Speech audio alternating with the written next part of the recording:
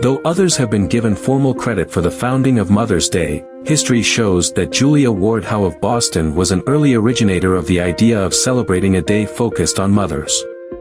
Born in New York City in 1819, Mrs. Howe was a published poet, author, and advocate of better treatment for the disabled, insane and the criminal.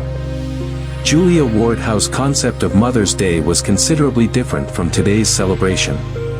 Acutely aware of the losses of women and the nation suffered during the Civil War, and distressed by the carnage of the Franco-Prussian War, Julia Ward Howe conceived of the day as a time when everyone should dedicate themselves anew to the task of bringing about world peace.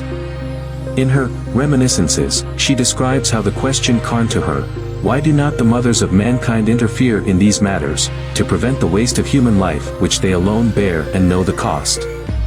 In September 1870, she sent out an appeal to womanhood throughout the world, calling for an international gathering of women to consider their roles in stopping war.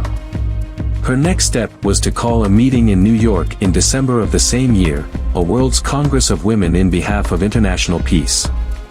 More meetings followed and Julia Ward Howe became president of the American branch of the Women's International Peace Association. She continued to try to understand why women had been ineffective in trying to restrict warfare. Realizing that the changes for ending war had to be fundamental, she wrote, "Let the fact of human brotherhood be taught to the babe in his cradle, let it be taught to the despot on his throne. Let it be the basis and foundation of education and legislation, the bond of high and low, of rich and poor." She spoke on peace in many cities and in 1887 went to England to spread her message there, but was unable to organize a Women's Peace Congress. This disappointment led to another idea, a festival, a day which would be called Mother's Day, and be devoted to the advocacy of peace doctrines. She chose the second day of June and observed this day with her followers until her death in 1910.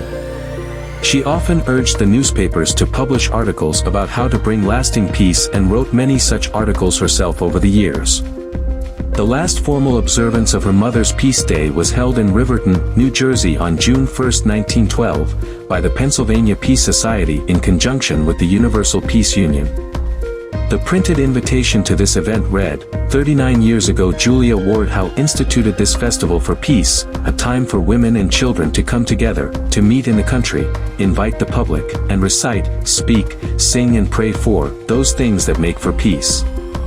Parallel efforts to establish a regular observance in honor of mothers were being made by several other people including Mary Toles Sasson, a Kentucky school teacher who started conducting Mother's Day celebrations in 1887, Frank Herring of South Bend, Indiana, who launched a campaign for the observance of Mother's Day in 1904.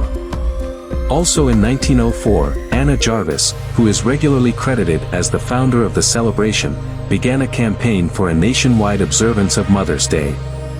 She chose the second Sunday in May and began the custom of wearing a carnation. In 1914, on May 9, President Woodrow Wilson signed a joint resolution of Congress recommending that Congress and the executive departments observe Mother's Day. The next year, the President was authorized to proclaim Mother's Day as an annual observance. In 1985, Senator John Kerry submitted a resolution to Congress to call the holiday Mother's Peace Day.